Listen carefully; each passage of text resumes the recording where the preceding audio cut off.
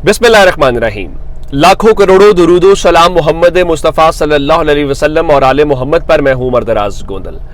चूंकि इमरान खान का केस अभी तक मुकर्रर नहीं हुआ, आप सब इंतजार में हैं इमरान खान रिहा क्यों नहीं हो रहे, उनकी जमानत क्यों नहीं हो रही, जस्टिस आमिर फारूक साहब उनकी केस क्यों नहीं सुन रहे।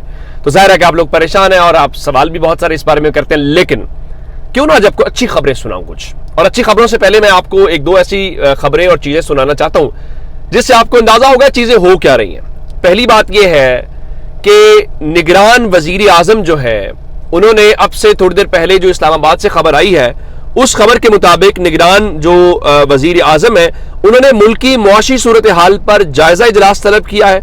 वजारत खजाना, FBR समेत मुतल्लिका इदारे ब्रीफिंग देंगे, जबकि IMF प्रोग्राम बारे भी तफसीलात से आगाह किया जाएगा। अब सवाल सिर्फ इतना है कि निगरान वजीर आजम का तो ये काम नहीं है कि वो ये काम करे। मईशत आपकी जिम्मेदारी नहीं है, मईशत की आपकी जवाब तलबी नहीं होगी।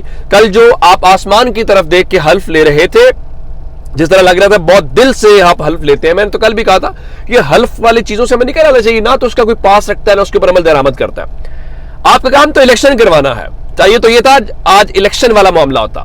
एक खबर आपने ये सुन ली, अगली खबर, अच्छा फिर तहरीक इंसाफ वालों के भी क्या ही कहने कि शाह महमूद कुरैशी साहब कह रहे हैं जी जो निगरान हुकूमत है, तवक्को करते हैं कि उसके इक़दामात से सियासी तनाव के अंदर जो है वो कमी आएगी और उनके मुताबिक जी बेहतर होगा निगरान सेटअप में ऐसे लोग आए जो वाकई गैर जानिबदार हों और उनका निगरान हुकूमत के पास मौका है कि PDM की पैदा करदा तनाव के अंदर सूरत हाल को खत्म करे और गैर जानिबदार लोगों को लेके। अच्छा, मैंने आपको पहली बात बताई कि जहां पे जो निगरान वजीर आजम है उन्होंने उसका इजलास बुलाया जिसकी बनता नहीं था। पहली खबर। दूसरी खबर इससे ज्यादा इंटरेस्टिंग है। मैं आपको बारहा बताता रहता हूं कि फलां सर्वे आया, उस पे इमरान खान की मकबूलियत इतनी है, लोग ये समझते हैं। फिर मैंने आपको एक सर्वे के मुतालिक बताया था कि मुस्लिम लीग नून ने अपने तौर पे एक सर्वे कराया, उनको पता ये चला कि चंद सीटें हैं, मैं कोई दर्जनों सीटों की बात नहीं कर रहा, चंद सीटें हैं जो आप जीत पाएंगे, वरना आपके बस की बात नहीं है। अच्छा, ये सारी सूरत हाल के दौरान अब सबसे बड़ी खबर जो मैं दूसरी आपको बताने वाला हूं वो बताऊंगा, आपको अंदाजा होगा। खबर यह है कि इलेक्शन कमीशन ऑफ पाकिस्तान ने मीडिया पर इंतखाबात से पहले और इंतखाबात के बाद पोल्स यानी सर्वे कराने के ऊपर पाबंदी लगा दी है। यह दूसरी खबर है।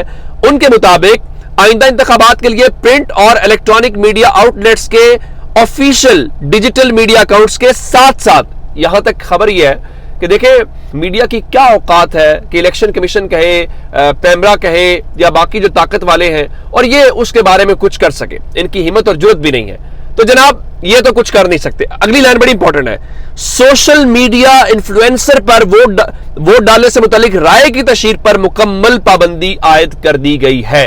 यानी आपके ऊपर, मेरे ऊपर, डिजिटल मीडिया मतलब यूट्यूबर्स के ऊपर, फेसबुक करने वालों के ऊपर या जो भी मीडियम आप इस्तेमाल कर रहे हैं उनके ऊपर भी पाबंदी लगा दी गई है कि लोगों की राय नहीं दिखानी कि आप किसको वोट करेंगे।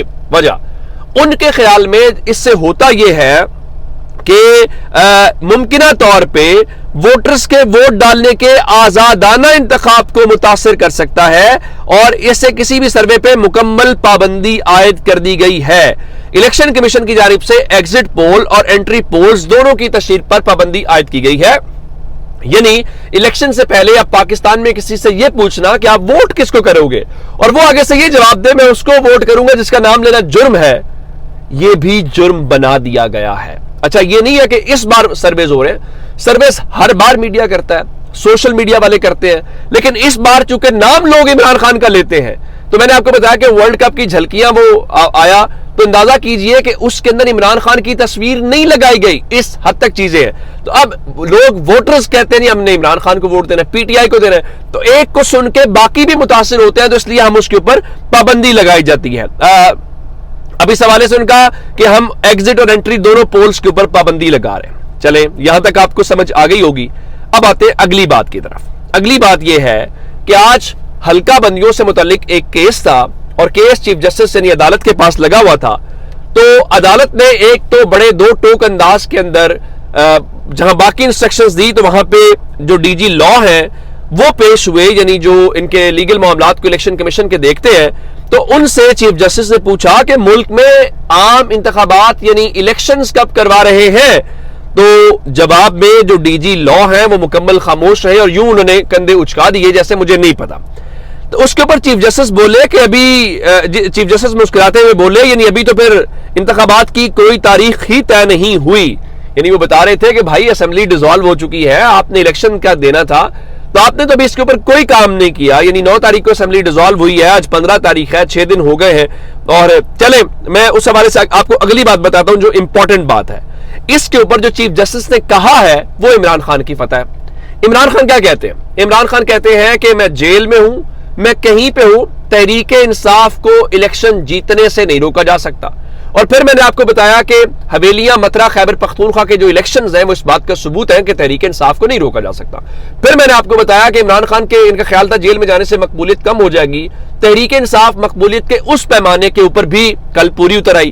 تو اب چیف جسٹس نے کہا کہ حلقہ بندیاں عوامی مفاد کا معاملہ ہے, شفاف طریقے سے کی جائیں. جس کا مطلب یہ ہے کہ اگر الیکشنز کروانے پڑ گئے آپ کو ظاہراً یہی لگے گا کہ جناب وہ لوگ تو نہیں کوئی بھی تحریک انصاف کے ساتھ, اور پھر سمسام بخاری جیسے جو لوگ ہیں ان سے چھڑوایا جائے گا کہ ہم تحریک انصاف چھوڑ کے جا رہے ہیں. بھائی اچھے وقتوں میں ساتھ تھے, مشکل وقت میں, برے فیصلوں میں یا ایسے فیصلوں میں جس کے اوپر مشکل وقت آ گیا اس کے اوپر آپ کیوں بھاگ رہے ہیں؟ تو اب جناب یہ ایک ایسی سچویشن ہے. چیف جسٹس نے بڑے واضح انداز میں کہا کہ یہ جو الیکشنز والا معاملہ ہے, الیکشن کمیشن انتخابات سے قبل حلقہ بندیوں سمیت تمام معاملات حل کرے. اس کا مطلب ہے کہ زیادہ ٹائم نہیں ہے, اور ابھی تو چیف جسٹس کے پاس 1 مہینہ ہے, تو ان کا خیال وہ ہوتا ہوا نظر نہیں آ رہا. یہ الگ بات ہے, مسلم لیگ نون کی خیال ہے کہ اگر الیکشن ہو بھی جائے, کروانا بھی پڑ جائے, تو جناب وہ بلے کے نشان کے اوپر نہیں ہونا چاہیے. اب ہمیں پتا ہے رائٹ نو اسلام آباد کے اندر ایک تھرتلی مچی ہوئی ہے, اسی لیے اجلاس بلائے جا رہے ہیں, اسی لیے پابندیاں لگائی جا رہی ہیں کہ سروے نہیں دکھانا, فلاں نہیں کیا جا رہا. اب رانا تنویر جو سابق وزیر بھی ہیں وہ کہتے ہیں الیکشن میں بیلٹ پیپرز پر بلے کا نشان نہیں ہونا چاہیے. چینل پی ٹی آئی کے کارنامے لوگوں نے دیکھ لیے ہیں, اب اس چیپٹر کو کلوز ہونا چاہیے. چلیں یہ لوگوں کو فیصلہ کرنے دیں, لوگوں کو اختیار دیں کہ وہ کس بارے میں کہتے ہیں. اچھا باقی ساری باتیں اپنی جگہ کے اوپر ہیں. فواد چودھری جو آج کل نئے جو وزیر اعظم آئے ہیں وہ ان کے دوست ہیں, ان کے ساتھ ملاقاتیں مشورے کر رہے ہیں. تو فواد چودھری یہ فرما رہے ہیں کہ الیکشن ہوتے ہوئے نظر نہیں آ رہے. ان کے مطابق اگر حلقہ بندیاں ہوتی ہیں تو پھر حلقہ بندیوں کا مطلب تو پھر یہ ہے کہ وقت کے اوپر انتخابات نہیں ہوں گے. اور انہوں نے کہا دیکھیں پیپلز پارٹی اور نون لیگ نے خود سے یہ کر کے پنجاب اور خیبر پختونخوا کے الیکشنز نہ کروا کے بنیادی طور پہ خود رستہ کھول دیا. یہ بات ان کی درست ہے. اور ذرا اندازہ لگائیے کہ سندھ کے اندر انہوں نے پیپلز پارٹی نے اور دوسرا ایم کے ایم نے جسٹس مقبول باقر صاحب کو لگا دیا ہے. اسی لیے چند روز پہلے پاکستان تحریک انصاف کے جو وہاں پہ اپوزیشن لیڈر تھے ان کو ہٹایا گیا تھا تاکہ ان کو ہٹا کے مرضی کا بندہ لگایا جا سکے. اور مقبول باقر صاحب اچھے ہیں, ٹھیک ہے, لیکن ان کے بارے میں کہا جاتا ہے ایک عام تاثر ہے, وہ غلط بھی ہو سکتا ہے کہ فرمائش کے اوپر بہت کچھ کر دیتے ہیں. چلے اللہ کرے ایسا نہ ہو, لیکن وہ کہہ رہے تھے جی الیکشن کروانا تو الیکشن کمیشن کا کام ہے, ہمارا کام ان کی معاونت ہوگا. سیم اسی طرح سے جیسے پنجاب کے اندر محسن نقوی سے سوال کرتے ہیں الیکشن کا, وہ کہتے ہیں میرا کام ہی نہیں الیکشن کرانا, مجھے الیکشن کمیشن کل کہے گا میں کل کرا دوں گا. تو وہی مقبول باقر بھی کہہ رہے ہیں. تو الیکشن کمیشن کیا کہے گا وہ جو بند کمروں والے کہتے ہیں. اور کیوں الیکشن کمیشن ایسا کہے گا کہ سروس کے اوپر نہیں جانا, عمران خان والے معاملے کے اوپر نہیں جانا؟ پرابلم یہ ہے کہ جناب لوگوں کا فیصلہ اس وقت عمران خان ہے, لوگوں کی ضد عمران خان ہے, یہ سمجھ نہیں پا رہے. اب صرف یہ رہ گیا ہے, جس طرح میں نے آپ کو بتایا مجھے ایک بزرگ ملے, کہتے ہیں آپ آج کل پاکستان کا سب سے بڑا جرم کرتے ہیں. میں نے کہا کیا؟ کہتے ہیں آپ عمران خان کا نام لیتے ہیں تو عمران خان کا نام لینا پاکستان میں جرم ہے. لگ یہ رہا ہے کہ آئندہ چند دنوں کے اندر, چند مہینوں کے اندر یہ بات درست ہے, شاید یہ کہا جائے کہ نجی محفلوں کے اندر, دوستوں کے اندر آپس میں گفتگو کرتے ہوئے, یا ڈیجیٹل میڈیا یا یوٹیوب تو باقی تو بہت دور ہے نا, آپ نے کسی طریقے سے بھی عمران خان کا نام نہیں لینا. لیکن اس طرح سے چیزیں بھلا سورج کے سامنے آنکھیں بند کر لینے سے سورج کی روشنی یا سورج سے ختم نہیں ہوتا, ہمیں لگتا ہے کہ اندھیرا ہو گیا. میں نے آپ کو بتایا تھا کہ وزیر اعظم کے آنے سے جو پہلا دن ہوگا مارکیٹ کا ریسپانس آپ کو بتائے گا کہ کتنا اچھا فیصلہ ہے, کتنا برا فیصلہ ہے. میں نے آپ کو صبح بتایا تھا ڈالر 1 روپے 51 پیسے بڑھا ہے. آپ کو پتا ہے کہ سرکاری ریٹ اس وقت ڈالر کتنا آج بڑھ چکا ہے؟ آج ڈالر 3 روپے 26 پیسے بڑھ گیا ہے, اور سرکاری ریٹ 291 روپے 75 پیسے ہو گیا ہے. اور اوپن مارکیٹ کے ڈالر 5 روپے مہنگا ہونے کے بعد 300 کی حد کراس کر گیا, 301 روپے کے اوپر اس وقت چل رہا ہے. اس سے آپ اندازہ لگا لیجیے. آپ کس چکر میں ہیں؟